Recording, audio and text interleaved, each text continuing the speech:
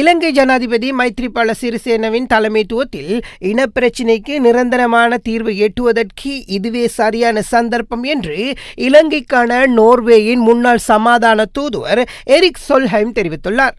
சென்னையில் நடைபெற்ற ஸ்ரீலங்காவில் நோர்வேயின் அமைதி முயற்சிகளை விவரிக்கும் to end a civil war Norway's peace engagement in Sri Lanka என்ற நூலின் அறிமுக நிகழ்வில் உரையாற்றிய போதே அவர் மேற்கண்டவாறு தெரிவித்தார். அங்கு அவர் மேலும் தெரிவிக்கையில், மஹிந்த ராஜபக்ஷ ஜனாதிபதி ஆசனத்தில் அமர்ந்ததில் இருந்து இலங்கையில் ஜனநாயகத்திற்கான பாலம் அறுக்கப்பட்டது.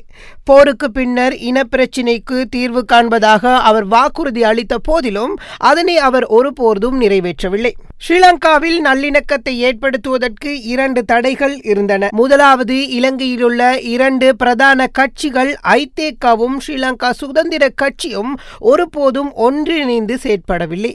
ஒரு கட்சி முன்னே சென்றால் மற்றைய கட்சி அதனை அரசியல் தேவைக்காக பயன்படுத்திக் கொள்ளும். இரண்டாவது, விடுதலை புலிகளின் தலைவர் வே. பிரபாகரன் அரசியல் பிரச்சினைக்கு இராணுவ தீர்வு சாத்தியமாகும் என்று நம்பி வன்முறை மீது அவர் கொண்டிருந்த நம்பிக்கை. இது அரசியல் ரீதியான முட்டாள்தனம்.